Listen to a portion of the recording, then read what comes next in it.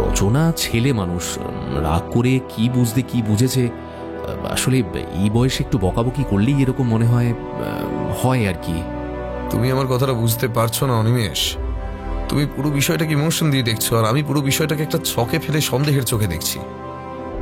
আমার মনে হয় একটা কেস হাতে নিলে সেখানে যতটা বেশি ইমোশন জড়িয়ে থাকে তার চেয়েও বেশি, মানে অনেক বেশি সত্য অনুসন্ধানের তাগিদ জড়িয়ে থাকে, যেটা এই মুহূর্তে তুমি আবেগের তাড়নায় ভুলতে বসেছো। তুমি সবটা জেনে শুনে তোমার পিসিমার দোষ ঢাকতে চাইছো, সেটা কিন্তু কোনো মতেই কাম্য নয়। এটাই কি স্বাভাবিক নয় অনিরুদ্ধ? মানে তুমি কেন ভুলে যাচ্ছ আর 5টা সাধারণ ঘটনার মতো এটা আমার কাছে একটা কেস হয়ে সীমাবদ্ধ নেই। মানে এটা আমার পরিবারের ব্যক্তিগত বিষয়। ভুল করেছো অনিমেষ, খুব বড় ভুল করেছো। কেসের সামনে আমার কাছে কোনো আত্মীয়তার জায়গা নেই। সত্যের সাথে আমি কোনো আপোষ করতে শিখিনি।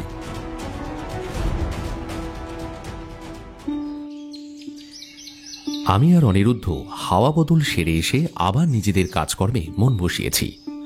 এভাবে আবার কর্মব্যস্ত জীবনে ফিরে 1 সপ্তাহ বেশ দিব্যি চলছিল। তবে আমাদের মতন মানুষের কপালে বোধহয় বেশি দিন এমন সাদামাটা তরঙ্গ লেখা থাকে না। 1 সপ্তাহ নিশ্চিন্তভাবে কাটতে না কাটতেই আবারও ভাগ্যের দোরগোড়ায় একটা বিপদ এসে হাজির হলো। দিনটা ছিল রবিবার। অনিরুদ্ধ আজ পাড়ার এক রক্তদান শিবিরে আমন্ত্রিত অতিথি হিসেবে কমিটিতে গেছে। গত 2 দিন ধরে বেশ কিছু পেটের সমস্যায় ভুগছিলাম আমি, তাই সাহস করে বাইরে বেরোতে পারিনি। তাই অনিরুদ্ধ যাবার পর দরজায় খিল তুলে দিয়ে ছুটির আমেজটা ভালো করে উপভোগ করছিলাম। একবার ঘুম থেকে ওঠার পর পুনরায় ঘুমে ঢলে পড়তে ঠিক যতটুকু সময় লাগে, সেই সময়ের মধ্যবর্তী ব্যবধানে আমাদের ঘরের দরজায় কয়েকটা টোকা পড়ল। প্রথমে আমি ভেবেছিলাম এটা হয়তো আমারই মনের ভুল, কিন্তু তারপরেও যখন 2বার কলিং বেল বাজার শব্দ কানে এলো, তখন অনিচ্ছা সত্ত্বেও বিছানা ছেড়ে উঠে দরজার কাছে গিয়ে দাঁড়াতে হলো। আরে যাচ্ছি যাচ্ছি, উফ বাবা। এ কি, আপনারা কারা? ঠিক চিনতে পারলাম না তো, কাকে চাই? দরজা খুলতেই দেখতে পেলাম 2জন ভদ্র মহিলা দরজার সামনে দাঁড়িয়ে রয়েছেন আর হাঁ করে আমার দিকে নিষ্পলক দৃষ্টিতে তাকিয়ে রয়েছেন। আমি প্রশ্ন করা সত্ত্বেও কোনো উত্তর না পাওয়ায় ওনাদের চোখ মুখ দেখে কিছু বোঝার চেষ্টা করছিলাম। ঠিক সেই মুহূর্তে একজন ভদ্রমহিলা খুব উৎসাহের সঙ্গে বলে উঠলেন, আমাকে চিনতে পারছিস না অনি? আমি তোদের রুনু পিসি রে। আমার মনে হয় উনি এখনো আপনাকে চিনতে পারছেন না। ঠিক করে খুলে বলুন পরিচয়টা। সত্যি চিনতে পারলি না বোধহয়, তাই না? আমি সেই রত্নেশ্বরের পিসি রে। আমার যৌথ পরিবার রয়েছে। তুই কলেজে পড়ার সময় আমাদের বাড়িতে খুব যাতায়াত করতি। এবার মনে পড়েছে? রুনু নামের এক পিসিকে অনেক কাল আগে দেখেছিলাম বইকি, তবে সত্যি এতদিনের যোগাযোগের ঘাটতি থাকায় এখনও তাকে চোখের সামনে দেখেও যেন ঠিক পুরোপুরি চিনে উঠতে পারলাম না। তবে উনি যেই স্বরে আমার সাথে কথা বললেন, তাতে মনে হলো ঘনিষ্ঠ কোনো আত্মীয়ই হবেন। তাই আমি আপনি আগে না করে সোজা তুমি বলবো বলেই ঠিক করলাম। তা এত কিছু ভাবা সত্ত্বেও ভেতরে খানিকটা অস্বস্তি হচ্ছিল ঠিকই, তবু বাইরে সমঝোতা করে বললাম, আর তোমার সঙ্গে যিনি এসেছেন ওনার পরিচয়টা ঠিক? নমস্কার, আমার নাম মুনমুন বাগচি। যদি কিছু মনে না করেন তবে বাকি কথাটা কি একটু ভেতরে বসে বলতে পারি? আচ্ছা, ভেতরে আসুন, বসুন বসুন। তোর মাকে তো কতবার বললু একবার যেন তোকে নিয়ে আমাদের বাড়িতে যায়। তা তোর মা বলল তুই নাকি এখানে কাজকর্ম জুটিয়ে কোন বন্ধুর সাথে মেস ভাড়া করে নিয়েছিস। অন্তত পক্ষে একটা ঘর দেখেও তো থাকতে পারতি, শেষে কিনা মেস। এখনকার বন্ধু বান্ধবদের মতিগতি ভালো নয় রে। কার মনে যে কি আছে তা বোঝা যায় বলতো? নিজের জীবন দিয়েই তো দেখলুম এরকম কত মানুষ বন্ধু ছদ্মবেশ ধারণ করে কত ক্ষতি করে দিয়ে পার পেয়ে যায়। আহ, এসব ব্যক্তিগত কথা বলার থাকলে আপনি বসুন, আমি চলে যাচ্ছি। আহা, রাগ করবেন না, আসলে এতদিন পর দেখা হলো তো তাই। আরে এত ভনিতা না করে ওনাকে আসল কথাটা বলুন না। বড় বিপদে পড়েছি রে অনি। আমার চেনা জানা বলতে তো এক দাদা আর বৌদি। তা ওরা বলল তোর বন্ধুর নাকি অনেক জানাশোনা আছে, মানে পুলিশ টুলিশের সাথে নাকি ওটা বসা।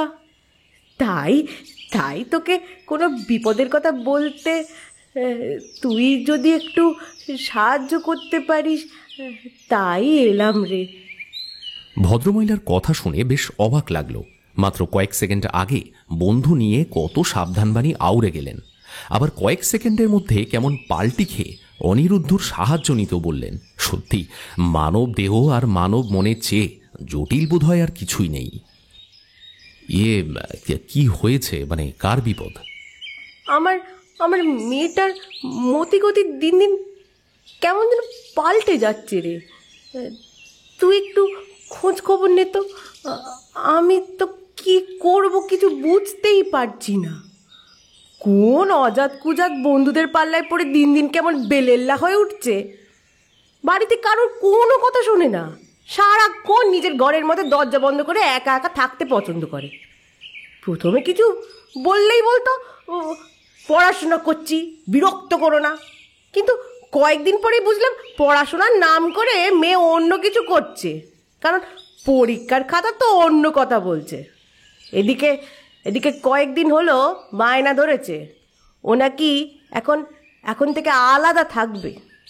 কি মুশকিলে যে পড়েছি তা কি বলবো বাবা। তো যদিও আমার শ্বশুর বাড়ির অনেকেই মেয়েকে এই বিষয়ে অনেক তোল্লাই দিয়েছেন, আসলে ওদের আর কি, মেয়েটা যেহেতু আমার, সেহেতু গোল্লায় গেলে তো আমারই যাবে। আচ্ছা, বুঝলাম। আর আপনার আসার কারণটা ঠিক কি তাহলে? আমি এখানে কোনো কারণে আসিনি। উনি একা এতটা রাস্তা আসতে পারতেন না, তাই ওনাকে সঙ্গে করে নিয়ে আসতে হলো। উনি খুব ভালো রে।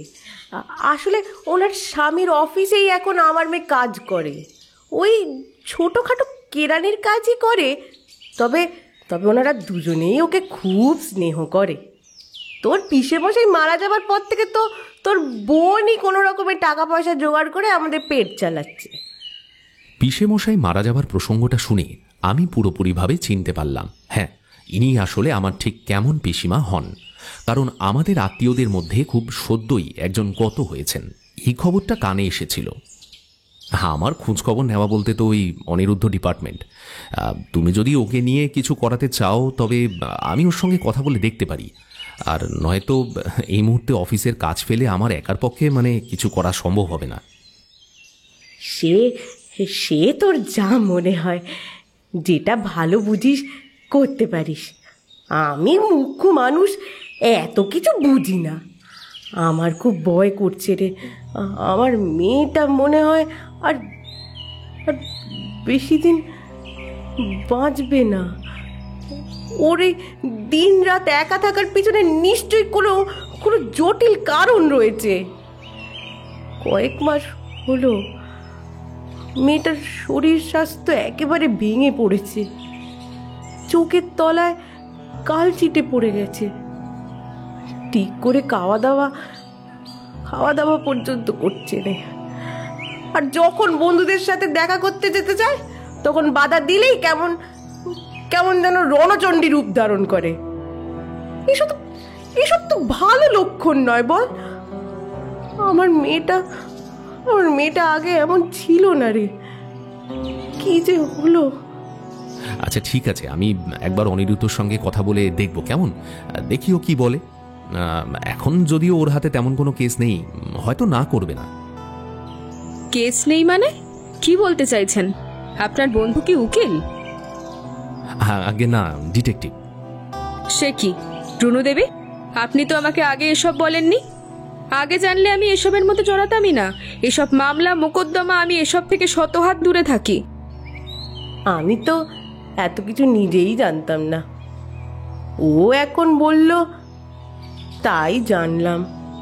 আমায় দাদা তো এসব কিছুই বলেননি। আমি উঠলাম। এই দাঁড়ান, উঠবেন আবার কি? এক কাপ চা অন্তত খেয়ে যান। না না, অনেক ধন্যবাদ। ও ম্যাডাম, দাঁড়ান, আমি তো একা এতটা পথ চিনে যেতে পারবো নে। আমাকে ফেলে যাবেন নে। সত্যিই আমি জানতুম না ওর বন্ধু এসব করে। আমিও যাচ্ছি, চলুন। অনি, এই নে ঠিকানা, এতদিনে তো সব ভুলেই গিয়েছিস। আর নিচে যে নম্বরটা লেখা আছে ওটা আমাদের বাড়ির ল্যান্ডলাইন নম্বর। বেরোবার আগে ফোন করে দিস, মোড়ের মাথায় কাউকে দাঁড় করিয়ে রাখবো। আমি এলাম রে বাবা, মনে করে যত দ্রুত সম্ভব আমাদের বাড়িতে যাস, কেমন? আসি। আমার সেই দূর সম্পর্কের পিসিমা আমার হাতে একখানা কাগজ ধরিয়ে দিয়ে তাড়াতাড়ি মুনমুন দেবীর সঙ্গে বেরিয়ে পড়লেন। আমি কাগজটা ভাঁজ করে আমার লেখার খাতায় বন্ধ করে রাখলাম। বেশ কিছুটা সময় পরে অনিরুদ্ধ ফিরল। ততক্ষণে আমি সকালের জল খাবার তৈরি করে ফেলেছি। অনিরুদ্ধ খেতে শুরু করেছে। বললাম, আচ্ছা বলছি, আজ অনেকদিন পর এক দুঃসম্পর্কের পিসিমা, বুঝলে, আমার খোঁজ করতে এখানে এসেছিলেন। ও, এ তো খুব ভালো কথা। তা ওনাকে চা জল খাবার দিয়েছো তো?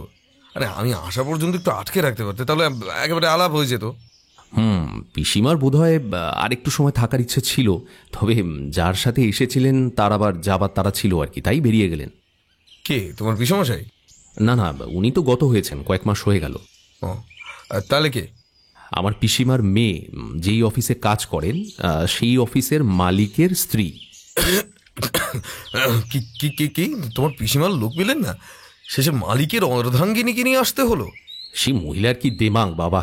ওহ, বেশ অনেকক্ষণ পিসিমার সঙ্গে বসে আমাদের গল্প শুনছিলেন, কিন্তু যেই বললাম যে তুমি ডিটেকটিভ, অমনি বলল আমার পিসিমা নাকি ওনাকে ঠকিয়ে এখানে নিয়ে এসেছেন। তারপর থেকে ওই বাড়ি যাওয়ার জন্য ছটফট করতে লাগলেন নাকি। আমি চা খেতেও বললাম, সেটাও না করে দিলেন। আগের লোকেরা ডোম মুচি মেথরদের নিচু শ্রেণীতে রেখে দিতেন, আর এখন লোকেরা ডিটেকটিভদের দিকে হিসেবের খাতার বাইরেই রাখে না। আরে শোনো না, তোমাকে একবার ওই রত্নেশ্বরের বাড়িতে যেতে হবে, বুঝলে। সে কি, কেন? এই কিছুদিন আগে এতগুলো ছুটি নিয়ে ঘুরতে গেলাম, এখন যদি এবার ছুটির দরখাস্ত করতে হয় তবে তো মানে কাজ থেকে একেবারে তাড়িয়ে দেবে গো। হ্যাঁ, আর যদি আর্জেন্ট ব্যাপার না থাকে তবে কয়েকটা দিন পরে গেলেই তো হয়। আর্জেন্ট কিছু নয় বোধ হয়, আসলে পিসিমা চিরকাল একটু ভীতু স্বভাবের, বুঝতে পেরেছ। ওই জন্যই বোধ হয় এত তাড়া দিয়ে গেল। ওনার মেয়ের নাকি খুব বিপদ, তাই বলছিল তুমি যদি একটু খোঁজখবর নিতে ভালো হতো। বেশ বেশ, যাবো না তো বলিনি, তবে ইতিমধ্যে সম্ভব না, বুঝলে। বৃহস্পতিবার না হয় তোমার পিসির মানে মেয়ের সাথে দেখা করে আসবো না, কি হবে তো? হ্যাঁ। সেদিন আমি আর অনিরুদ্ধ পিসিমার বিষয়ে আর কোনো কথাবার্তা বললাম না। আসলে মেয়ে মানুষের ভয়কে পুরুষেরা বোধহয় চিরকাল অহেতুক বলেই মনে করে এসেছে। আমরাও একই ভুল করলাম। স্বাস্থ্যে অবনতি, একা থাকতে চাওয়া, খিটখিটে মেজাজ, এগুলোকে বয়স সন্ধিকালের খামখেয়ালিপনা মনে করে আমরা পিসিমার বাড়িতে যাবার দিনটা হাতে গুনে 4 দিন পর ঠিক করেছিলাম। কিন্তু বুঝতে পারিনি রচনা আমাদের এতটা সময় দেবে না। রবিবার পিসিমা নিজে তাগাদা করে এসেছিল, আর মঙ্গলবার সন্ধ্যায় পিসিমার টেলিফোন এলো। হ্যালো, হ্যাঁ হ্যাঁ বলছি। ও হ্যাঁ, বলো বলো।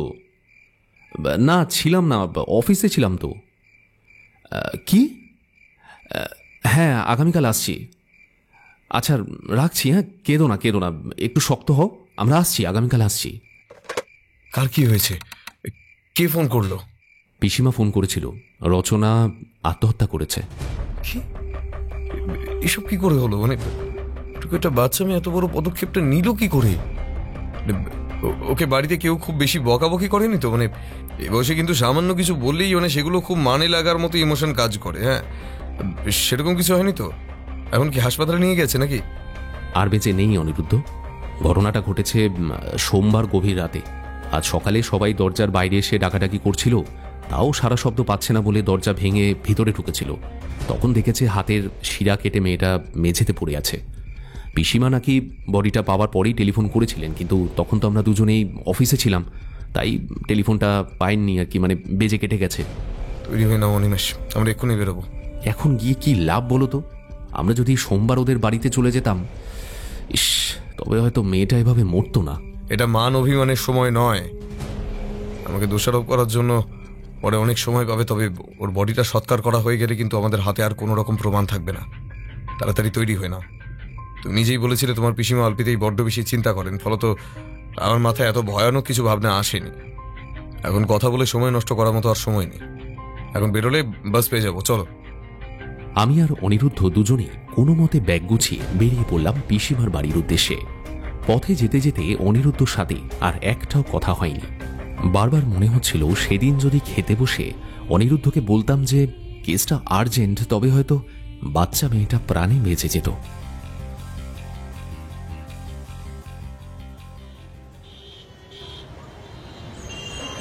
এরপর বাসে উঠলাম। বাস চলতে শুরু করলো। আমার মনে তখন পুরনো একটা স্মৃতি উঁকি দিচ্ছে। ছোটবেলায় একবার বাবার মুখে শুনেছিলাম যে এই পিসিমার নাকি আশ্চর্য রকমের গল্প বলার শক্তি রয়েছে। এতদিন পর দেখা হয়েও সেটার প্রমাণ মিলেছিল। মুনমুন দেবী সেদিন মাঝখানে অমন করে বেঁকে না বসলে বোধহয় আরও খানিকক্ষণ গল্প করে যেতেন। আসলে বাড়িতে হয়তো কথা বলার মতো কোনো সঙ্গী পান না, তাই যাকেই পান তাকেই আঁকড়ে ধরতে চান। এখন সত্যি পিসিমার জন্য বড় মায়া হচ্ছে। পিসেমশাই নেই, একটাই সন্তান ছিল, তাও চলে গেল। ভাবতে ভাবতেই স্টপেজটা চলে এলো। বাস থেকে নেমে আবার আরেকটা বাসে উঠলাম। তারপর সেখান থেকে নেমে পায়ে হেঁটে মিনিট 4 পথ। বাড়ির সামনে পৌঁছে দেখলাম লোকজনের ভিড়। আমাদের আসতে দেখে পিসিমা হাউ হাউ করে কেঁদে উঠে বললেন, অরি রে, অরি, বড্ড দেরি করে এলি রে বাবা। বোনটাকে শেষ দেখাও দেখতে পেলি না? ওকে কি নিয়ে যাওয়া হয়েছে? হ্যাঁ রে বাবা, দুপুরে দুপুরে সব কাজ মিটিয়ে নিয়েছি। তোমাদের টেলিফোন করে পেলুম না।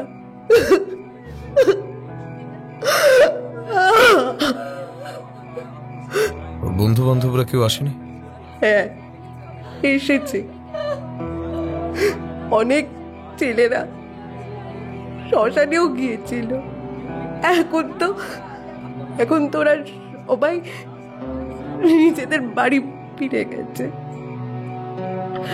তোমরা ভিতরে গিয়ে বসো। আমি আর অনিরুদ্ধ ভিতরে গেলাম। মুনমুন দেবীকেও দেখলাম উনি আমাদের খেয়াল করলেন না। ভিতরে ঢুকে ব্যাগপত্র নিয়ে একটা সোফায় বসলাম। চারিদিকে লোকজন হেঁটে বেড়াচ্ছে। সঙ্গে সঙ্গে একজন ভদ্রমহিলা আমাদের দিকে এগিয়ে এলেন। মুখটা কিছুটা চেনা চেনা লাগলো, তবে পুরোপুরি মনে করতে পারলাম না। উনি প্রথমে অনিরুদ্ধকে দেখলেন, তারপর আমার দিকে ফিরে বললেন, আপনি কে? আমার সাথে এসেছে, আমার বন্ধু হয়। ও, তুমি অনিমেষ তাই না? দিদি যার কথা বলেছিল, মনে পড়ছে আমাকে?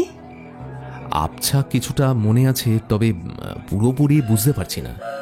আমি তোমার পিসির যা, মানে আমার স্বামী তোমার পিসিমশাইয়ের দাদা হন।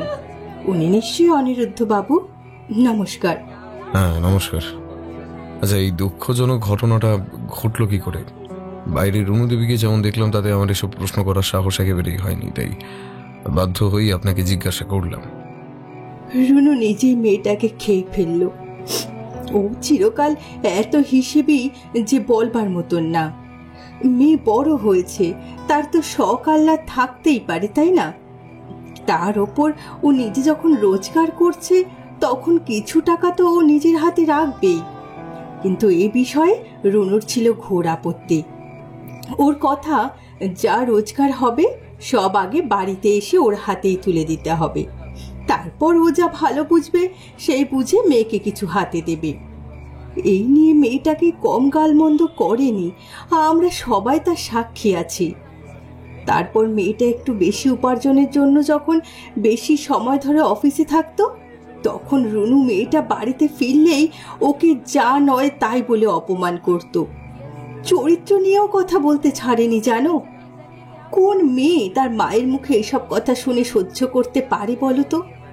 ওর স্বামী বেঁচে থাকতেও দেখতাম সারাক্ষণ টাকা পয়সা গুনে একদম যখের ধনের মতো আগলে রাখতো। আরে বাবা, টাকা পয়সা তো রোজগার করা হয় বিপদে আপদে কাজে লাগানোর জন্য, কিন্তু না, ও কখনো ওর জমানো পুঁজি থেকে কিচ্ছু বার করতে চাইতো না। আমার তো এখন খুব সন্দেহ হয় ওর স্বামীর শেষ বেলায় ও ঠিকমতো চিকিৎসা করিয়েছিল কিনা। কে জানে, হয়তো তখনও টাকা পয়সার খরচ হয়ে যাবে বলে পিশাচের মতো নিজের স্বামীকে মৃত্যুর দিকে ঠেলে দিয়েছিল। আপনারা একসাথে থাকেন, অথচ আপনারা কেন সাহায্যের জন্য এগিয়ে আসেননি? আসতে চেয়েছিলাম আমরা, কিন্তু রুনু খুব চাপা স্বভাবের মেয়ে। ভিতরে ভিতরে কিছুর অভাব থাকলেও সেসব বাইরে প্রকাশ করে না। আর কারো থেকে কিছু ধার নেওয়া তো ওর স্বভাবেই নেই। অনিমেষ বাবা, তুমি আবার এসব শুনে রাগ করো না। দেখো, তোমার পিসি যেমন, আমি তেমন কথাই কিন্তু বলছি। ওনার স্বামীর কি রোগ ছিল বলতে পারেন? হার্টের সমস্যা ছিল, অনেকদিন ধরেই ভুগছিলেন। আচ্ছা, আপনারা একটু বসুন, আমি বাইরে যাচ্ছি। যদি কিছু মনে না করেন তবে রচনা দেবীর ঘরটা কোন দিকে একটু বলতে পারবেন? জেনে কোনো লাভ হবে না, পুলিশ ঘর সিল করে দিয়ে গেছে। আত্মহত্যার ঘটনা তো, তাই এখনো জল অনেক দূর পর্যন্ত গড়াবে। তার মানে তো বডিটা পোস্টমর্টম করা হয়েছে? হ্যাঁ, তা করা হয়েছে, তবে সন্দেহজনক কিছু পাওয়া যায়নি। তারপর ওর বন্ধু বান্ধবরা এসেও তাড়াহুড়ো করলো, তাই ওরা থাকতে থাকতেই সৎকার করা হলো। আচ্ছা, ঠিক কোন বন্ধুরা তারা দিয়েছিল বলুন তো? ওই তো মহুয়া, নয়ন, এরা সব এসে তাগাদা দিল। সব ওর কলেজের বন্ধু বান্ধব। কথাটা বলে পার্বতী দেবী ঘর থেকে বেরিয়ে গেলেন। বাইরে বোধহয় উনি ওনার স্বামী বাকি লোকজনদের এগিয়ে দিতে গিয়েছিলেন। রাত যত বাড়তে লাগলো, ভিড় তত কমে যেতে লাগলো। সেদিন রাতে অত কান্নাকাটির মধ্যে আমাদের ঘুম খাওয়া কোনোটাই ঠিক করে হলো না।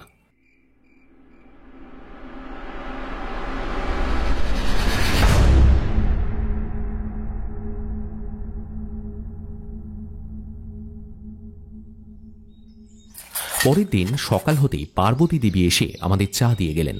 অনিরুদ্ধ বলল, অনিমেষ, তৈরি হয়ে নাও, লোকাল থানায় গিয়ে একবার খোঁজ নিতে হবে। আমিও তৈরি হয়ে কথা না বাড়িয়ে বেরিয়ে পড়লাম। থানাতে পৌঁছতেই অনিরুদ্ধ নিজের আর আমার সম্পর্কে সবিস্তারে পরিচয় দিল। এখানকার পুলিশ ইনচার্জ সপ্তরথী বাবু। উনি আমাদের সাথে কথা বলে আমাদের রচনার ঘরে যাবার জন্য পারমিশন দিলেন। হ্যাঁ, সকলের সামনে আমি যতই রচনা দেবী বলে ওকে সম্বোধন করি না কেন, মনে মনে ওর জন্য একটা দুর্বল জায়গা অবশ্যই আমার আছে। যতই হোক আমার বোন হয়। হ্যাঁ, হয়তো অনেকদিন দেখা সাক্ষাৎ নেই, কিন্তু তবুও ওকে আমি জন্মাতে দেখেছিলাম। আমাদের দুজনের মধ্যে এতটা বয়সের তফাৎ থাকার জন্যই বোধহয় স্নেহটা অধিক ছিল। দেখেছেন তো, এসব কথা ভাবতে ভাবতেই আবার মূল জায়গা থেকে সরে গেলাম। অনিরুদ্ধ বলল, আচ্ছা, সপ্তরথী বাবু পোস্টমর্টম রিপোর্ট দেখে ওর বডিটার থেকে কিছুই পাওয়া যায়নি বলছেন। আমার কিন্তু মনে হচ্ছে এটা শুধুমাত্র আত্মহত্যা নয়, এটা একটা খুন। আসলে যে মারা গেছে তার মায়ের বক্তব্য ছিল কেউ পেছন থেকে ওনার মেয়ের ক্ষতি করতে চেয়েছিল। আর যে মারা গেছে তার কিন্তু হুট করে এরকম করার কোনো রকম কারণ ছিল না। বাইরে থেকে কেউ প্ররোচিত না করলে একটা অতটুকু মেয়ে সাহসটা পেতে পারে বলে কিন্তু আমার মনে হয় না। হ্যাঁ, একদমই তাই হতে পারে। আপনি যেটা বলছেন সেটাই ঠিক। তবে পোস্টমর্টেম রিপোর্ট অনুযায়ী শেষ সময় বোধহয় ওই যে খাবারগুলো খেয়েছিল শুধু সেগুলোই পাওয়া গেছে। কিন্তু সন্দেহজনক কিছু মেলেনি মানেই যে স্বাভাবিক মৃত্যু সেটা একেবারেই নয়। আমি ওই কারণে ঘরটা সিল করে এসেছিলাম। আমার মনে হয় ডায়েরি বা ঘরের জিনিসপত্রগুলো ঘেঁটে দেখলে নিশ্চয়ই কিছু বেরোতে পারে। আসলে বয়সটা তো সুবিধের নয়। আশা করি কি বলছি বুঝতে পারছেন। আপনি এই কেসটা নিয়ে কি এগোতে চান? দেখুন, আপনার সম্বন্ধে আমি ইতিমধ্যে অনেক কিছু শুনেছি। আপনি এটাই ঢুকতে চাইলে আমার কোনো আপত্তি নেই। আপনি চাইলে বিষয়টা খতিয়ে দেখতেই পারেন। আবার বিশেষত এটা আপনার যখন বন্ধুর পারিবারিক বিষয়, আপনি থাকতেই পারেন। তার উপর আবার বলছেন মৃত্যুর আগে ভিকটিমের মা আপনার দ্বারস্থ হয়েছিলেন। অনেক ধন্যবাদ। যদি সত্যিটা বার করতে পারি তবে অন্তত নিজের কাছে গ্লানিবোধটা একটু হলেও কমবে, বুঝলেন? বেশ, তাহলে এগিয়ে চলুন। হ্যাঁ, আচ্ছা, তবে আসলাম। নমস্কার। হ্যাঁ, নমস্কার। থানা থেকে বেরিয়ে অনিরুদ্ধ একটা সিগারেট ধরিয়ে হাঁটতে আরম্ভ করল। আমাকেও একটা দিতে চেয়েছিল, তবে আমি সেটা ফিরিয়ে দিলাম।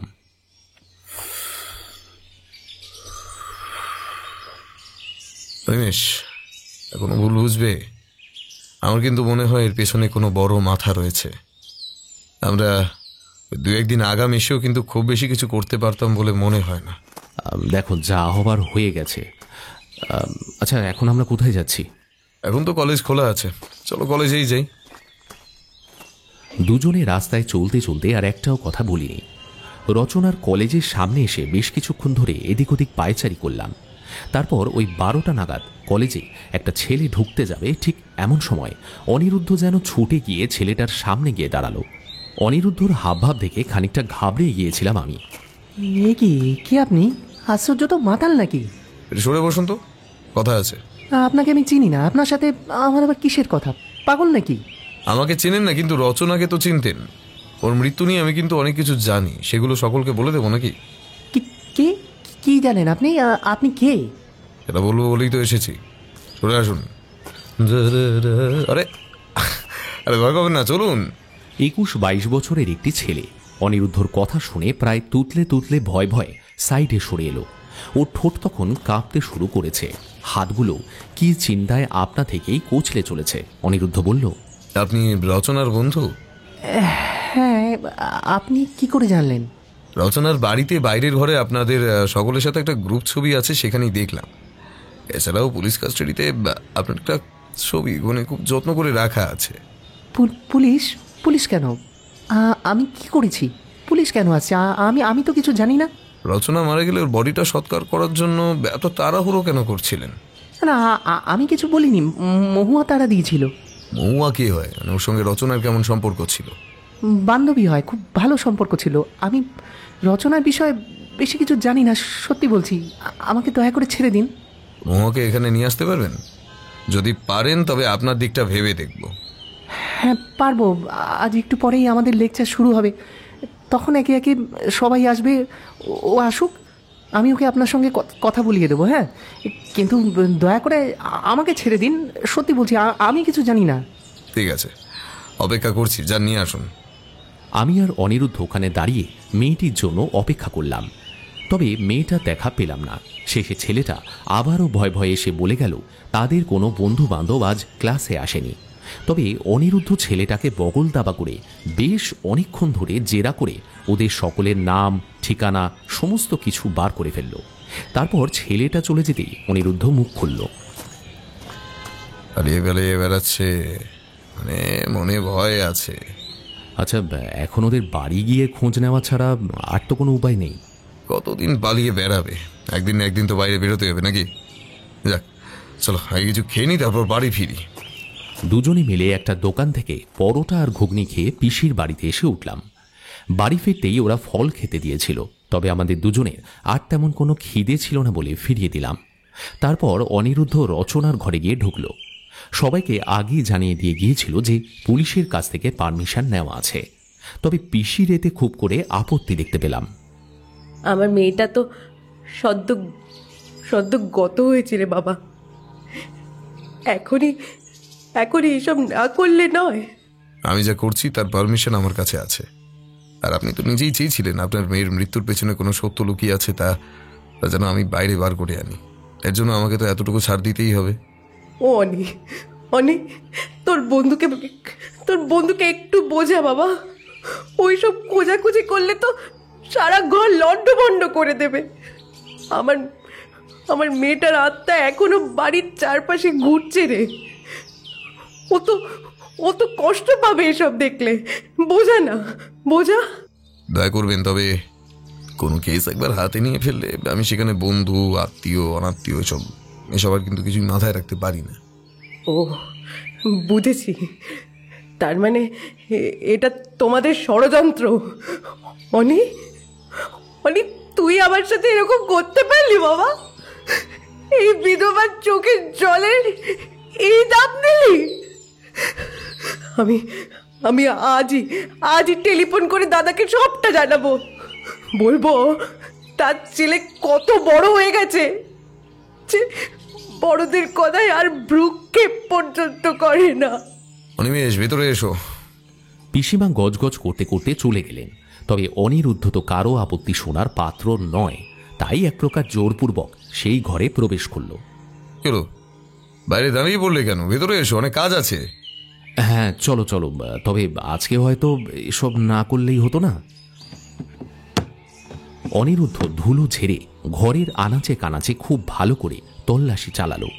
কতগুলো কাঠের ছোট ছোট পুতুল, ছবির ফ্রেম, টুকটাক খাবার দাবার, ঘরের রেশন সামগ্রী, সাজগোজের জিনিসপত্র, জামা কাপড়, এগুলো ছাড়া কিছুই আমাদের তেমন চোখে পড়ল না। তবে রচনার বইয়ের তাক ঘাটতেই প্রচুর বইয়ের স্তূপের পিছনে খুব সাবধানে একটা লাল মলাটের ডায়েরি আবিষ্কার হলো। সেটার মধ্যে যে সমস্ত রহস্য লেখা ছিল তা পড়তেই অনিরুদ্ধ চোখ ছানা ভরা হয়ে গেল। বলল, অনিমেষ, একবার পড়ে দেখো। ছত্রে ছত্রে মেয়েটার লেখা থেকে যেন বারুদ ঠিকরে পড়ছে। মেয়েটা খুব যন্ত্রণা বুকে চেপে দুনিয়া থেকে বিদায় নিয়েছে। আর যা বুঝলাম তাতে তোমার পিসিমা এখানে খুব ভালোভাবে জড়িত। মেয়েটা এই বাড়িতে একমাত্র পার্বতী দেবীর কাছে মন খুলে কথা বলতে পারতো, আর সেখানেও রনু দেবীর মারাত্মক রকমের আপত্তি ছিল। মেয়েটা এক প্রকার খাঁচায় বন্দী হয়ে দিন যাপন করছিল, তারপর একটা সময় ছটফট করতে করতে মরেছে। আর ওই আত্মহত্যাটা আসলে ওর মুক্তির চাহিদা হয়ে উঠেছিল। আমি নিজেও লেখাগুলো পড়ে কিছুক্ষণের জন্য কি সঠিক আর কি বেঠিক কিছুই বুঝে উঠতে পারছিলাম না। পিসিমা তো নিজেই রচনার ভালোর জন্য আমার কাছে সাহায্য চাইতে গিয়েছিলেন, কিন্তু রচনার লেখা পড়লে কেউ ভাবতে বাধ্য হবে যে পিসিমা হয়তো ওকে কারো কাছে বিক্রি করতে চাইছিল। অনিরুদ্ধ বলল, এখনো বলবে তোমার পিসিমার কথা শুনে এই ঘরে না ঢোকা উচিত ছিল? রচনা ছেলে মানুষ, রাগ করে কি বুঝতে কি বুঝেছে। আসলে এই বয়সে একটু বকাবকি করলেই এরকম মনে হয় আর কি। তুমি আমার কথাটা বুঝতে পারছো না অনিমেষ। তুমি পুরো বিষয়টাকে ইমোশন দিয়ে দেখছো, আর আমি পুরো বিষয়টাকে একটা ছকে ফেলে সন্দেহের চোখে দেখছি। আমার মনে হয় একটা কেস হাতে নিলে সেখানে যতটা বেশি ইমোশন জড়িয়ে থাকে তার চেয়েও বেশি, মানে অনেক বেশি সত্য অনুসন্ধানের তাগিদ জড়িয়ে থাকে, যেটা এই মুহূর্তে তুমি আবেগের তাড়নায় ভুলতে বসেছো। তুমি সবটা জেনে শুনে তোমার পিসিমার দোষ ঢাকতে চাইছো, সেটা কিন্তু কোনো মতেই কাম্য নয়। এটাই কি স্বাভাবিক নয় অনিরুদ্ধ? মানে তুমি কেন ভুলে যাচ্ছ আর 5টা সাধারণ ঘটনার মতো এটা আমার কাছে একটা কেস হয়ে সীমাবদ্ধ নেই? মানে এটা আমার পরিবারের ব্যক্তিগত বিষয়। ভুল করেছো অনিমেষ, খুব বড় ভুল করেছো। কেসের সামনে আমার কাছে কোনো আত্মীয়তার জায়গা নেই। সত্যের সাথে আমি কোনো আপোষ করতে শিখিনি। দেখো, তোমার যা মনে হয় তুমি করতে পারো, আমার এখন আর কিছুই ভালো লাগছে না। অনিরুদ্ধ ডায়েরিটা হাতে করে আমার সাথেই ঘর থেকে বেরিয়ে এলো। তারপর আমাকে সাথে নিয়ে পিসিমার কাছে গেল। রণুদেবী, আপনার কাছে একটি বিশেষ প্রয়োজনে আসতে হলো। আপনি বলেছিলেন আপনার মেয়ে অসৎ সঙ্গে মানে কুপথে চালিত হচ্ছিল, অথচ আপনার সাবালিকা কন্যা কিন্তু লিখেছেন আপনি নিজে থেকে তার অনিচ্ছা সত্ত্বেও তাকে বারংবার কোনো একটা সম্পর্কে জড়ানোর জন্য নিজে থেকে জোর দিচ্ছিলেন। এর অর্থ কি? যদিও বলে থাকি, তবে ভুল তো কিছু বলিনি। ওর বাবা নেই কতদিন, এভাবে ওকে ঘরে বসিয়ে রাখতে পারবো? একটা সমস্ত মেয়ের কত খরচা তা তোমাদের খেয়াল আছে? আমাদের এতদিন কে দেখতো যে আজকে আমাদের নিয়ে কৈফিয়ত চাইতে আসছে সবাই? হ্যাঁ, কিন্তু এর মানে তো এটা নয় আপনি একটা মেয়েকে এভাবে কারো কাছে যাওয়ার জন্য মানে জোর করবেন। আচ্ছা, আমি কি জানতে পারি ছেলেটি কে?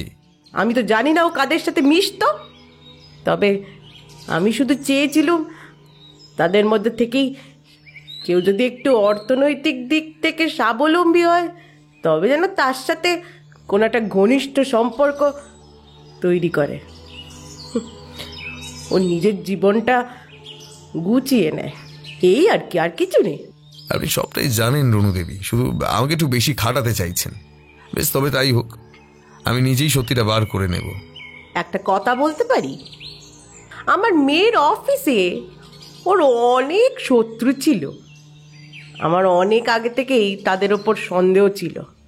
যদি যদি একবার ঘর থেকে চোখ সরিয়ে একটু চোখ রাখেন, তবে হয়তো আসল সত্যিটা বেরিয়ে আসবে। ঠিক আছে, তাদেরও খোঁজ নেওয়া হবে, তবে ঘরের মধ্যে কোনো সত্যি নেই এটা আমি মানতে পারলাম না।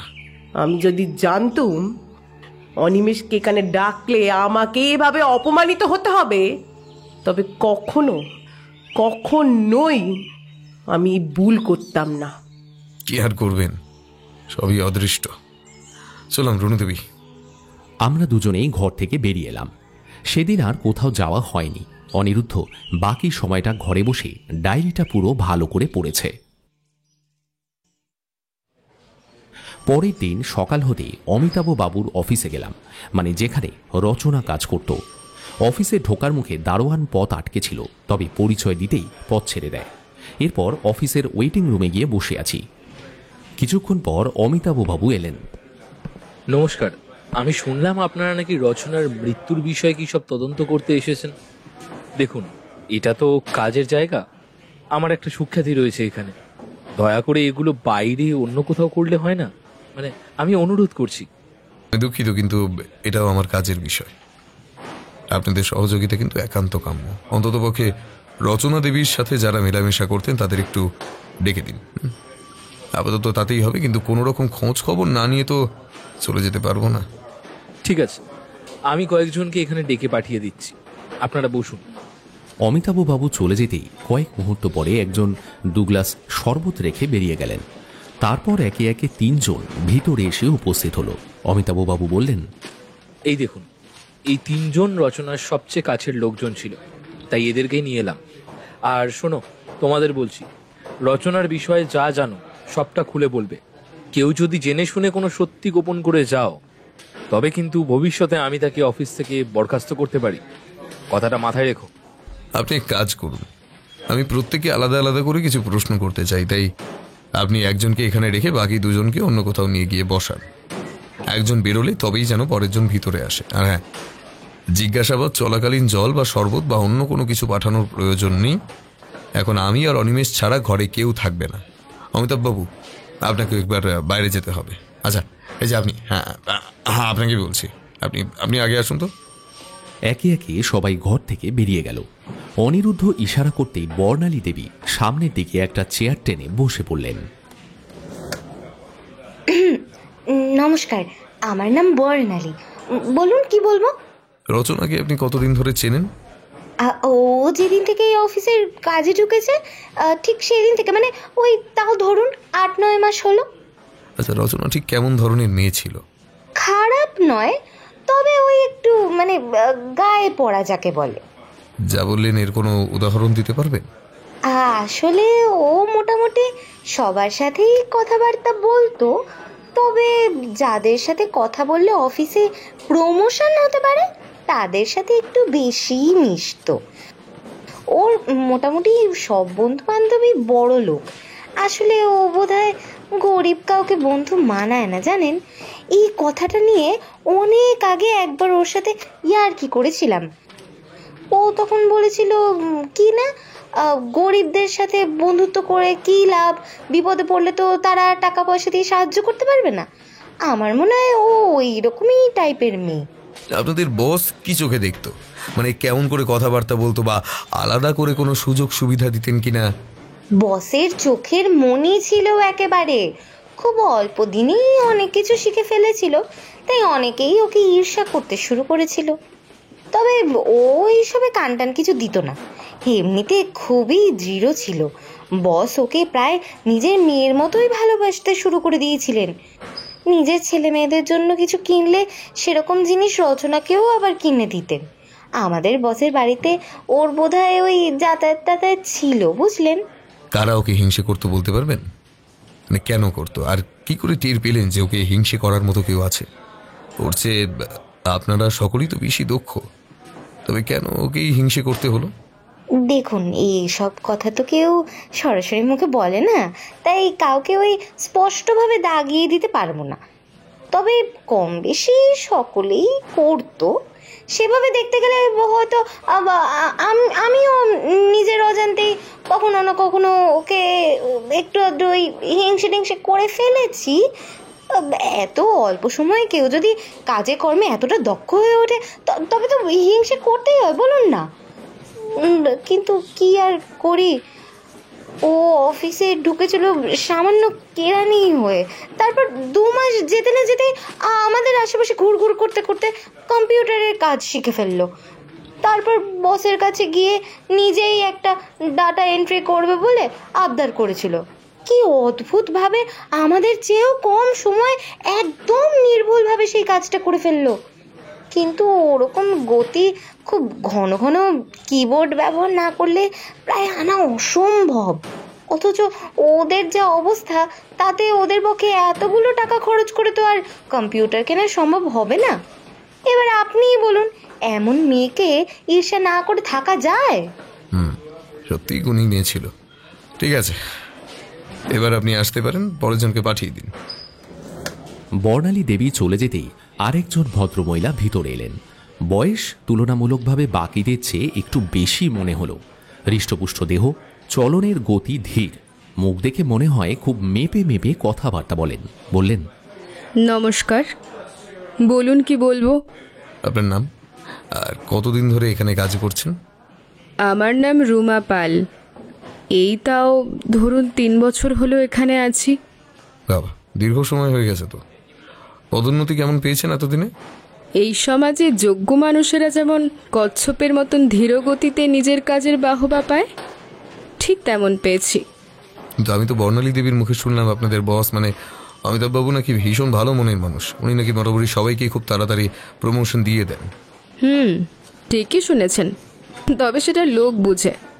কম বয়সী মেয়েদের বোধহয় পদোন্নতি একটু আগামী হয়, আর কঠোর পরিশ্রমী অথচ কাঠখোট্টা মানুষদের পদোন্নতি না দিলেও চলে। ওরা তো থাকবেই, ওদের জন্য আলাদা করে কোনো খাতির না করলেও হয়। আপনাদের অফিসে রচনা নামের যে মেয়েটি কাজ করতো, ওই মেয়েটি মারা গেছেন জানেন নিশ্চয়ই। দেখতে গিয়েছিলেন নাকি? হ্যাঁ, কানে শুনেছি, তবে যেতে পারিনি, আসলে সময় হয়ে ওঠেনি। ওর মৃত্যু নিয়ে কিছু বলবেন নাকি? মানে কাউকে সন্দেহ হয়? ওই মেয়ের নিজেরই হাবভাব ঠিক ছিল না, কাকে আর দোষ দেব? কেন? কেমন স্বভাবের মেয়ে ছিল? প্রথম যখন অফিসে ঢুকলো তখন প্রথম দিন খুব সময় দেখে কাজে এলো, মন দিয়ে কাজকর্ম করত। পরের দিকে যেই বসের সাথে গুজুর গুজুর ফুসুর ফুসুর শুরু হলো, অমনি তারপর থেকে কাজকর্ম একেবারে শিখে তুলে যখন তখন অফিসে আসতে শুরু করলো। ওর ভাগের সব কাজগুলো পর্যন্ত বাকি পড়লে আমাদেরকেই করতে হতো, কিন্তু এর জন্য আমাদের কিন্তু বেশি মাইনেও দেওয়া হতো না। বসকে তো কিছু বললে উনি বলতেন, আহা বাচ্চা মেয়ে, এখনো কলেজ পড়ুয়া, সামনেই ওর পরীক্ষা আছে, কত পড়ার চাপ, তাই হয়তো এরকম হয়েছে। আমার বক্তব্য হলো, যার নাকি অফিসে কাজ করতেই এত সমস্যা, সে শুধু শুধু অফিসের কর্মচারীর পদটা দখল করে রেখেছে কেন? চাকরিটা ছেড়ে দিলেই পারে। ঠিক ঠিক, একদম ঠিক। এই বিষয়ে আমি আপনার সাথে সহমত। কাজ না করে পারিশ্রমিক নেওয়াটা অন্যায়। আচ্ছা, এগুলো ছাড়া আর কিছু জানতেন, মানে যেটা কেউ জানে না এরকম কিছু? আপনার নাম গোপন থাকবে, চিন্তা নেই, বলতে পারেন। আসলে একবার আমি ওই মেয়েটিকে বোধহয় সিগারেট খেতে দেখেছিলাম। কোথায় দেখেছিলেন বলুন তো? তবে একদিন অফিস থেকে ছুটি নিয়েছি, আর সেদিন কোনো একটা কাজের সূত্রে কলেজের ধার কাছ দিয়েই আমি যাচ্ছিলাম। ওই সময় দেখলাম একটা বড় গাছের আড়ালে গোল করে বসে কতগুলো ছেলে মেয়ে কিছু একটা করছে, চারিদিকে খুব ধোঁয়া উঠছিল। আমি কি একটা মনে হতে একটু এগিয়ে গেলাম, তারপর দেখলাম চেনা মুখ। রচনা ভয় পেয়ে ওর হাত থেকে একটা কাগজ ফেলে দিল, কাগজটায় আগুন জ্বলছিল। এবার সিগারেট খাচ্ছিল না কারো প্রেমপত্র পড়াচ্ছিল তা আমি ঠিক জানি না, কিন্তু কিছু একটা তো নিশ্চয়ই করছিল, যেটা হয়তো খুব একটা ভালো কাজ নয়। যদি ভালো কাজই করতো তবে আমাকে দেখে ওরকম ভূত দেখার মতো চমকে উঠতো না। এছাড়া আর কখনো কোনো ছেলের সাথে ঘুরতে দেখেছিলেন? না, সেসব কখনো আমার চোখে পড়েনি। বেশ, এবার আপনি আসতে পারেন, আর বাইরে গিয়ে পরবর্তী যিনি আছেন তাকে পাঠিয়ে দেবেন। আচ্ছা। রুমা দেবী চলে যেতেই প্রিয়তোষ বাবু ভিতরে এলেন। নমস্কার, আমি প্রিয়তোষ মজুমদার। নমস্কার, এখানে বসুন। আচ্ছা, আপনি এখানে কত বছর ধরে কাজ করছেন? বেশি দিন না, 1 বছর হয়েছে। আসলে এর আগে আমি আরেকটা অন্য ফ্যাক্টরিতে সেলসের কাজ করতাম। ওই কাজটায় যা মাইনে দেয় তাতে কুলোয়নি বলেই আবার নতুন করে কাজ খুঁজে এখানে আসা আর কি। এখানে যা মাইনে দেয় তাতে ভালো মতো সংসার চলে যায়? হ্যাঁ, মোটামুটি যায়। রচনা নামের একটি ছোট মেয়ে তো আপনাদের অফিসে কেরানির কাজ করতো।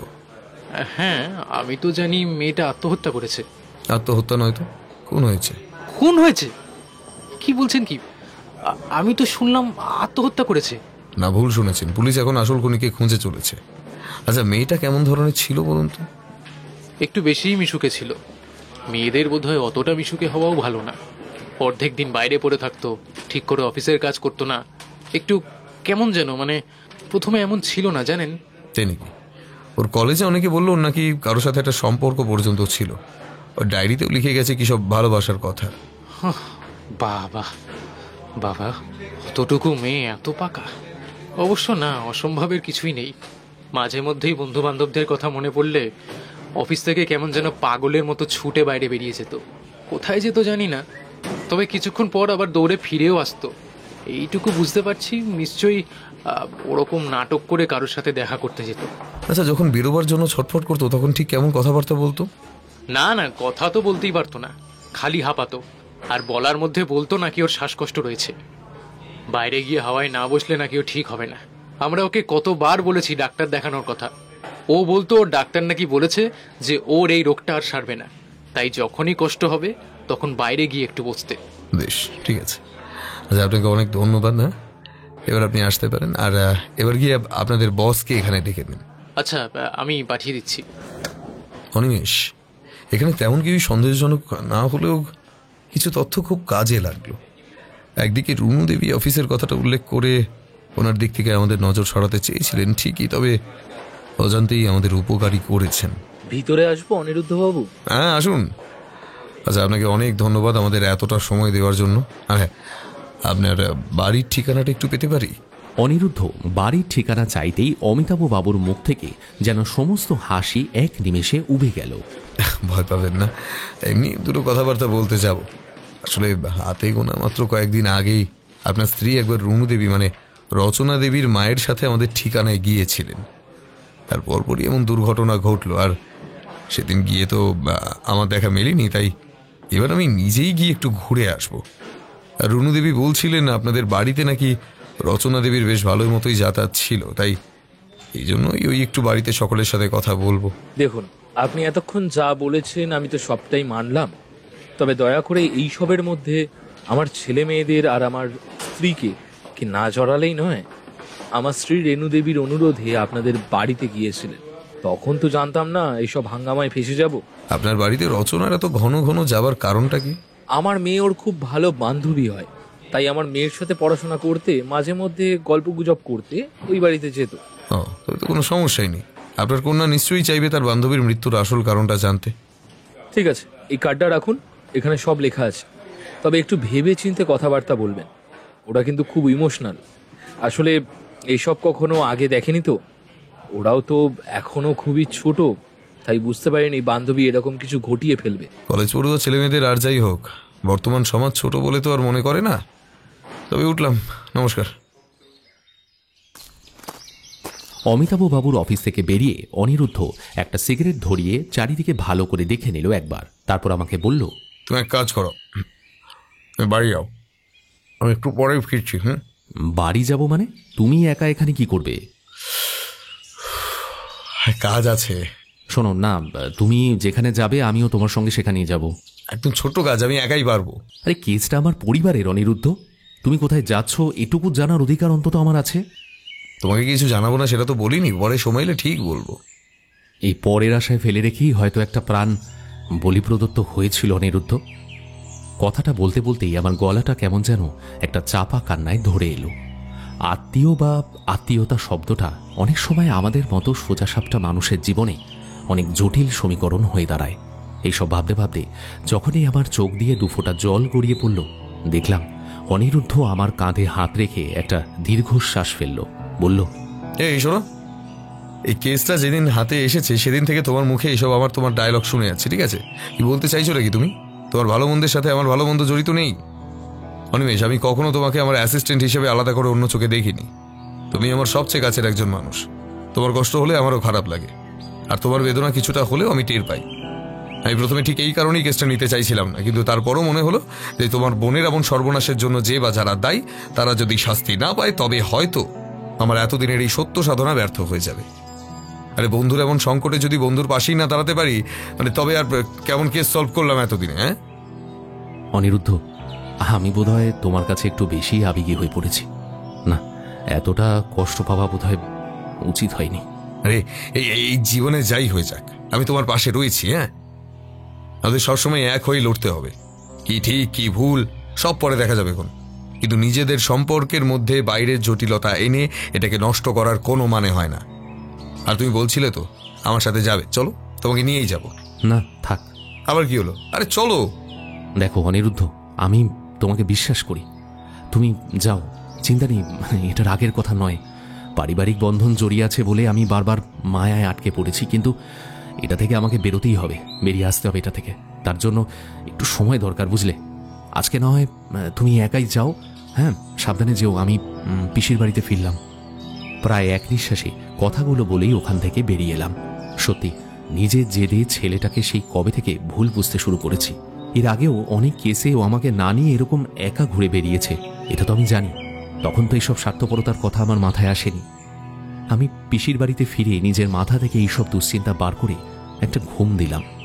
দুপুরে কিছু খেয়ে নিয়ে একটা গল্প লিখতে বসলাম। সেদিন সন্ধ্যায় অনিরুদ্ধ বাড়ি ফিরল। রচনার কথা বাদ দিয়ে এতদিন পর যাবতীয় অন্যান্য বিষয় নিয়ে দুজনের মধ্যে আবার মন খুলে কথাবার্তা হলো। তার পরের দিনটাও মোটামুটি খুব শান্তভাবেই কাটল। সেদিন অনিরুদ্ধ একা কোথায় যেন বেরিয়ে গেল। তবে অনিরুদ্ধর মুখে লেগে থাকা প্রচ্ছন্ন হাসি দেখে বুঝতে পারলাম অনিরুদ্ধ আজ কিছু একটা সুরাহা করেই ফিরবে। এবং যথারীতি ওই প্রচ্ছন্ন হাসির পরের দিনই সকাল হতেই অনিরুদ্ধ আবার কোথাও একটা যাবার জন্য আমাকে ঘুম থেকে ডাকতে শুরু করলো। অতি কষ্টে চোখ মেলে দেখলাম অনিরুদ্ধ তৈরি হয়ে আমার জন্য অপেক্ষা করছে। খুব অবাক লাগলো বিষয়টা। অনিরুদ্ধ আগে কিছুই জানায়নি।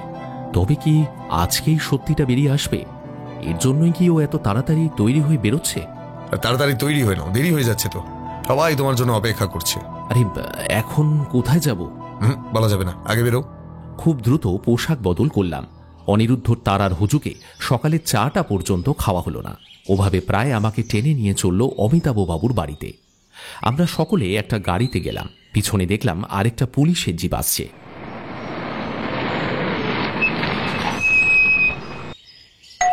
গন্তব্যে পৌঁছে কলিং বেল টিপতেই মুনমুন দেবী এসে দরজা খুললেন। তবে আমি আর অনিরুদ্ধ ছাড়া কেউ দরজার কাছে দাঁড়ায়নি। সবাইকে অনিরুদ্ধ এদিক ওদিকে লুকিয়ে থাকতে বলেছিল। মুনমুন দেবী বললেন, আপনারা? নমস্কার, আমি ডিটেকটিভ অনিরুদ্ধ। আর ওকে তো নিশ্চয়ই চেনেন। আচ্ছা, আপনি তো রুনু দেবীর সঙ্গে আমাদের মেসে গিয়েছিলেন, তাই না? হ্যাঁ, কিন্তু আপনারা এখানে ঠিক কি কারণে এসেছেন? এত সকালে কে এসছে মুনমুন? আরে এই তো অমিতাভ বাবু, আপনার সাথেই তো দেখা করতে এলাম। শুনলাম নীল বাতায়ন কোম্পানির মালকিন নাকি কিছুদিনের জন্য একটু বাইরে যাওয়ার জন্য তোড়জোড় করছেন। তাই আর দেরি না করে চলে এলাম। আর সাথে করে অনেক বন্ধু বান্ধব নিয়ে এসেছি। চলুন একসাথে কোথাও ঘুরে আসবো। সাথে সুমিত, নয়ন, মহুয়া এরাও যাবে। এরা কারা? আমি এদের কাউকেই চিনি না। ও, কিন্তু রচনার ডায়েরি তো অন্য কথা বলছে। আগে আপনার ছেলে মেয়েদের এখানে ডেকে আনুন। আর এই মুহূর্তে কেউ কোথাও বেরোবেন না। কিন্তু ওদের কেন? কে এসছে মা? এই তো একজন না ডাকতেই চলে এসেছেন। প্রীতম বাবু, আপনার বোনকে একটু ডেকে নিন তো। দেখুন, আপনাদের কাছে আমি হাত জোর করে বলছি, আমি কিছু জানি না। আপনারা দয়া করে চলে যান।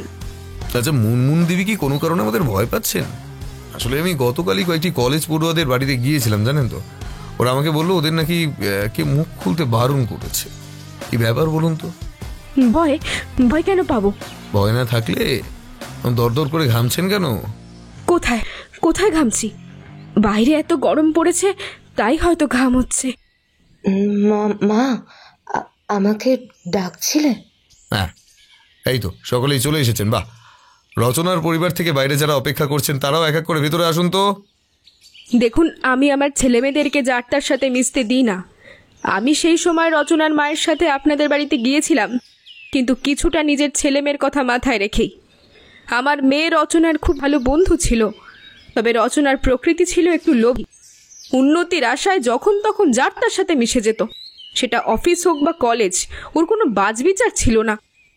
হতে পারে সেটা ওর সংসারের হাল ধরার জন্য। আগে আমার বাড়ির ছেলে মেয়েদের এরকম হুটপাট করে বাইরের লোকের সাথে মেলামেশার কোনো প্রবণতাই ছিল না। এই রচনার সাথে মিশে ওরাও একটু আধটু আয়ত্ত করতে শুরু করেছিল। তাই আমি নিজেই আমার স্বামীর কাছ থেকে রচনার অভিভাবকের যোগাযোগ নাম্বার চেয়ে ওর মায়ের সাথে যোগাযোগ করেছিলাম। তারপর শুনলাম রচনা নাকি এখন কোনো কিছুই বাড়িতে আর খুলে আলোচনা করে না। আগে অন্তত অফিসের বা কলেজের বন্ধু বান্ধবদের নিয়ে ওর মায়ের সাথে গল্প গুজব করত, পরে নাকি সেটাও বন্ধ করে দিল। ক্রমশই পরিবার থেকে ওর দূরত্ব বজায় রাখতে শুরু করলো। আমার মনে হয় ওর যদি কিছু হয়েও থাকে তবে সেটা ওর পরিবারের চাপেই হয়েছে। অতটুকু একটা বাচ্চা মেয়ে আর কতই বা রোজগার করতে পারে বলুন? বাড়িতে মনে হয় এসব নিয়ে কোনো বকাবকি করেছে, তাই মনে হয় এমন অঘটন হয়েছে। তাছাড়া রচনার সাথে ওর মায়ের সম্পর্ক মোটেই ভালো নয়। আপনি রুনু দেবীকে জিজ্ঞাসা করুন না, এটা কিন্তু উনি নিজেই স্বীকার করেছিলেন। আর ওর বাবা মারা যাওয়ার পর এটা আরও বেশি বেড়ে যায়। আমার মনে হয় রচনা ডিপ্রেস থাকতো, তাই ও একা থাকতে চাইতো শেষ সময়। আর এই জন্যই বোধহয় ও নেশারও দ্বারস্থ হয়েছিল। এই দাঁড়ান, রচনা যে নেশা করতো এটা আপনাকে কে বলল? এটা তো সবাই জানে, রুনু দেবীও বোধহয় জানতেন। আজে বাজে ছেলেদের সাথে মেলামেশা করে শেষমেশে নেশাবান শুরু করেছিল। আগে রচনা মাঝে মধ্যেই আমাদের বাড়িতে তো আসতো। আমিও ওকে নিজের সন্তানের মতোই স্নেহ করতাম। অতটুকু একটা মেয়ে পড়াশোনায় কত ভালো ছিল, খুব উচ্চাকাঙ্ক্ষী ছিল, আর নিজে স্বনির্ভর হওয়ারও স্বপ্ন দেখত। সব কিছু ঠিকঠাকই চলছিল। এখানে এসে আমার ছেলে মেয়েদের সাথেও মেলামেশা করতো, কিন্তু পরের দিকে যখন ওর মধ্যে এমন অধঃপতন দেখতে পেলাম, তখন থেকে এই বাড়িতে আসা ওর বন্ধ করে দিয়েছি। ও নিজের বাড়িতে শান্তি পেত না, তাই দিনরাত সমস্ত অন্য বন্ধুদের বাড়িতে গিয়ে পড়ে থাকতো। তবে ধীরে ধীরে সবাই যখন ওর আসল ঘটনাগুলো জানতে পারলো, তখন সবাই নিজেদের ছেলে মেয়েকে ওর থেকে দূরে সরিয়ে নিল। একে একে সবাই ওকে তাদের বাড়িতে যেতে মানা করে দিল। আমার মনে হয় এই একাকিত্ব থেকেই ও নেশায় ডুবে গিয়েছিল। আমি সঠিক জানি না, তবে শুনেছিলাম ওর কলেজের এক বড়লোক বাপের ছেলের সঙ্গে নাকি ও এসব নেশা টেশা করতো। কিন্তু নেশার জিনিসের টাকাটা কে জোগাতো? এই টাকার জন্যই তো আমার স্বামীর অফিসে ছোটোখাটো একটা কাজ করত। যা মাইনে পেত তাতে নেশা জুটিয়ে নিত। তবে নাকি নেশার পেছনে টাকা ঢালতে গিয়ে বাড়িতে সংসার খরচের টাকা খুব সামান্যই দিত। আর আমি যদি বলি এই নেশার জিনিসটা আপনার মেয়ে নিজের হাতে রচনাকে তুলে দিত? মানে আজে বাজে কথা বললেই হলো নাকি? বেশ, মহাদেবী ভেতরে আসুন, কি জানেন বলে ফেলুন। এ কি? এরা কারা? এদের কেন ডাকা হয়েছে? নমস্কার, আমি মহুয়া। অনিরুদ্ধ স্যার আমাদের বাড়িতে গিয়েছিলেন। হ্যাঁ, আমি রচনার মৃত্যুর পর ওর বডিটা সৎকার করার জন্য তাড়া দিয়েছিলাম। তবে সেটা নিজের জন্য নয়, সুমিতের কথা ভেবে ওটা বলেছিলাম। রচনার বডি থেকে যদি কিছু পাওয়া যেত, তবে মিতালি পুরো দোষটা সুমিতের ঘাড়ে চাপিয়ে দিয়ে সরে পড়তো। আর মুনমুন আন্টি প্রথম দিকে মিতালির এসব কাজকর্ম না জানলেও পরবর্তীতে যখন সবটা জেনেছিল, তখন আমাকে বলেছিল আমি যেন বাইরের কারোর কাছে এসব নিয়ে মুখ না খুলি, তাহলে আমাকে আর কেউ কখনো খুঁজে পাবে না। মিতালি রচনার খারাপ চাইতো, আরও চালাকি করে সুমিতকে দিয়ে আজে বাজে কাজ করিয়েছিল। কিন্তু বিশ্বাস করুন, সত্যি বলছি, সুমিত এসবের কিছুই জানে না।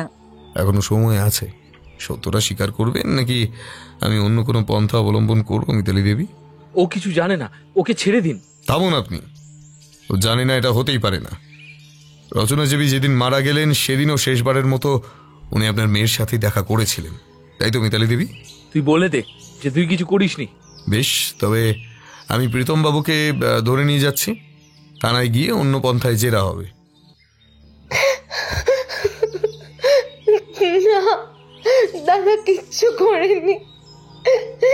না, আমি করেছি। হ্যাঁ হ্যাঁ হ্যাঁ, আমি করেছি। আমি স্বীকার করছি, আমি ভুল করেছি। আমি রচনাকে মারতে চেয়েছিলাম। রচনা দিন দিন আমার সমানে চলে আসছিল। আর এটা আমি কিছুতেই মানতে পারিনি। ওকে আমার বাবার অফিসে ওই কেরানির চাকরিটা আমি জুটিয়ে দিয়েছিলাম। কাকু অসুস্থ হওয়ার পর থেকে সংসারের হাল ধরার মতো মানুষের অভাব দেখা দিল। ওদিকে কলেজে রচনা সব সময় টপ করতো। আমি ভাবলাম ওকে যদি একটা কাজে ঢুকিয়ে দেওয়া যায়, তবে হয়তো টাকা পয়সা রোজগারের চিন্তায় ও পড়াশোনাটা নষ্ট করে দেবে। কিন্তু না, আমি ভুল ছিলাম। ও খুব সহজেই দুটো ব্যালেন্স করে ফেললো। তখন কলেজে ও টপ করলো, এদিকে বাড়ি ফিরে আমার মা বাবার মুখে ওর প্রশংসা শুনতে শুনতে আমি হাঁপিয়ে উঠলাম। বাবা সব সময় বলতো ওর থেকে কিছু শেখার জন্য। কেন কেন শিখবো? কি এমন জানে ও কি করে নিয়েছে? ও একটা সময় আমার খুব ভালো বন্ধু ছিল, তবে ধীরে ধীরে কখন যেন আমার দু চোখের বিষ হয়ে উঠলো। ওর নামটা পর্যন্ত আমি সহ্য করতে পারতাম না। তারপর আমার জন্মদিনের সময় বাবা ওকে আমাদের বাড়িতে নিমন্ত্রণ করলো। আমার দাদার সাথে ওর সেই সময় একটা ভাব বিনিময় হয়েছিল। পরে ওদের দুজনের চুপি চুপি কথাবার্তা, আমাদের বাড়িতে রচনার ঘন ঘন আসা যাওয়া দেখে বুঝতে পারলাম ওদের মধ্যে একটা একটা সম্পর্ক গড়ে উঠেছে। আমার মাও এসব কিছু না জেনেই ওকে খুব পছন্দ করতে আরম্ভ করলো। আমি আর সহ্য করতে পারছিলাম না। অফিসে, কলেজে, বাড়িতে সব জায়গায় ওর সুনাম শুনছিলাম, আর সবাই যেন আমার চোখে আঙুল দিয়ে দেখিয়ে দিচ্ছিল আমার বান্ধবী কত কিছু পারে, অথচ আমি কিছুই পারি না। এগুলো তো রাগের কারণ হলো, কিন্তু ওকে নেশাগ্রস্ত করলেন কি করে? ও এমন কিছু একটা দিয়ে নেশা করতো যেটা আপনাদের গ্রুপের বাইরে কারো কাছে খুব একটা পাওয়া যায় না। ওর নেশাটা এমন মাত্রায় চলে গেছিল যে সময় অসময় ওটা না পেলেই ও মরে যেতে চাইতো। ও কিন্তু ডায়েরিতে লিখে গেছে ও যা করছে ও তা ভুল করছে। একদিকে ওর মা কোনো বড়লোক পরিবারের ছেলের সঙ্গে প্রেমের জালে ফাঁসিয়ে বিয়ে সংসারী হওয়ার জন্য ওকে তাড়া দিচ্ছেন, অন্যদিকে ও অন্য কিছুর নেশায় আটকে পড়েছে। এটা শুরু হয়েছিল কাকু মারা যাবার পর। সংসারের চিন্তায় চিন্তায় ওর শরীর স্বাস্থ্য একেবারে ভেঙে পড়ছিল। তখন আমার মা ওকে আরো বেশি করে নিজের কাছে টেনে দিতে শুরু করলো। এমনকি বাড়িতে ভালো ভালো কিছু রান্না হলেও সেটা ওর জন্য কিছুটা সরিয়ে রাখা হতো আলাদা করে। সেই সময় আমি ওকে বলেছিলাম ও যদি কাকুকে হারানোর কষ্টটা ভুলতে চায় তবে আমি যা বলবো সেটাই যেন শোনে। ওকে আয়ুর্বেদিক ওষুধের নাম করে আমি অপরিশোধিত আফিম পোস্ত বীজে মানে পপি সিডের নেশা ধরিয়েছিলাম। পোস্তর বীজ দিয়ে নেশা? হ্যাঁ, যেই পোস্ত বীজগুলো আমরা বাইরে থেকে কিনে আনি সেগুলো অনেক শোধন করা থাকে, তবে শোধন না করে আফিম পোস্তর বীজ যদি একটা শুকনো কাগজে রেখে সেই কাগজে আগুন ধরিয়ে সেই পোড়া জিনিসটার গন্ধ নেওয়া যায় তবে তাতে বেশ নেশা হয়। তারপর ধীরে ধীরে নেশার ডোজ বাড়াতে হয়। পরবর্তীতে যে নেশা করছে সে সময় অসময় মুঠ মুঠ করে অপরিশোধিত আফিম পোস্ত দানা খেতে শুরু করে। আর এই বীজগুলোতে মরফিন, কোডিনের মতো অ্যালকালিড থাকে। নেশা করার প্রথম দিকে এটা নিলে শরীরের মধ্যে একটা খিঁচুনি আসে, তখন মেজাজ খিটখিটে হয়ে যায়, তবে ওটাই এই নেশার ভালো লাগা। কারোর সাথে মিশতে তখন আর ভালো লাগে না। পরবর্তীতে নেশা করতে করতে একটা শ্বাসকষ্টের সমস্যাও দেখা যায়, কিন্তু তাও যে একবার আসক্ত হয়ে পড়ে সে কিন্তু এটা কিছুতেই এড়াতে পারে না। আসলে ওর মনে একটা চাপা দুঃখ ছিল তো, এরপর ধীরে ধীরে দৈহিক কষ্টটা ও যেন উপভোগ করতে শুরু করেছিল। এভাবেই ও হয়তো সেদিন বীজগুলো খেয়ে ছটফট করছিল, কিন্তু পরিমাণটা অত্যধিক বেশি হয়ে গিয়েছিল। আর তারপর খিচুড়ি সহ্য করতে না পেরে হাতের শিরা কেটে ফেলেছিল। এই বীজগুলো আপনি কোথা থেকে পেতেন? ওটা আমি বলতে পারবো না। কাকে আড়াল করছিস বল, কোথায় পেয়েছিস এসব? তোর মনের মধ্যে যে এত মহেলা ছিল তো আমি ভাবতেও পারছি না। বাবা চুপ, তোকে আমি ত্যাগ করব। ছি, বলুন ওটা কার কাছ থেকে কিনতেন? সুমিতের কাছ থেকে। আপনার এই দুর্বুদ্ধিগুলো জানতো? না, ওকে বলেছিলাম আমার বাবা একটা আয়ুর্বেদিক ওষুধ তৈরির জন্য ওই বীজগুলো বাইরে থেকে কিনে আনে, তাই ও যদি আমাকে ওগুলো বিক্রি করে তবে ওকে আমি ভালো দাম দেব। সুমিত কিন্তু ইতিমধ্যেই গা ঢাকা দিয়েছে। সত্যি করে বলুন তো ওগুলো কোথায় পেত? ওদের ক্ষেত আছে, ওরা ওগুলো ওখানে উৎপাদন করে। ওই বীজগুলো থেকে রাসায়নিক পদ্ধতিতে বাজারের বিভিন্ন বিষ তৈরি হয়, তাই ওরা ওগুলো চাষ করে বাইরে পাঠাতো। ছেলেটা তার মানে এসবের কিছুই জানতো না, তাই তো? হ্যাঁ। বেশ, সপ্তরথী বাবু ভেতরে আসুন। এ কি, পুলিশ কেন? কি গো, তুমি কিছু বলবে না? সব শেষ হয়ে গেল, সব শেষ হয়ে গেল, আমাদের সব শেষ হয়ে গেল। সুমিত কিছু না জেনে শুনে দ্রব্যটা পাঠাতো বলে আমি ওকে ছেড়ে দিচ্ছি, তবে এই ফসল উৎপাদনের লাইসেন্স ওদের আছে কিনা এটা আমি খতিয়ে দেখব। মিতালি দেবী, এবার আপনাকে আমাদের সাথে যেতে হবে। আচ্ছা বলছি, ওকে কি আরেকটা সুযোগ দেওয়া যায় না? না দাদা, তুই তুই ভালো থাকিস। আমি ভুল করেছি, আর এটাই আমার প্রাপ্য। রুনুদেবী, আপনার জন্য একজন মানসিক ডাক্তার ঠিক করা হয়েছে। আপনি কয়েকদিন সেখানে কাউন্সেলিংয়ের জন্য যাবেন। আর আপনিও পালাবার চেষ্টা করবেন না। নিজের মেয়ের উপর আপনিও কিছু কম অত্যাচার করেননি। হ্যাঁ, হয়তো মিতালি দেবীর মতো গুরুতর শাস্তি ভোগ করতে হবে না, তবে তার সিকি ভাগ যেন আপনার ভাগেও পড়ে, এটা আমি নিজে খতিয়ে দেখব। এবার আসছি, নমস্কার। আর মুনমুন দেবী, আপনার হাতে এখনো আরও একটি সন্তান রয়েছে, পালে তাকে অন্তত মানুষের মতো মানুষ করে তোলার চেষ্টা করবেন।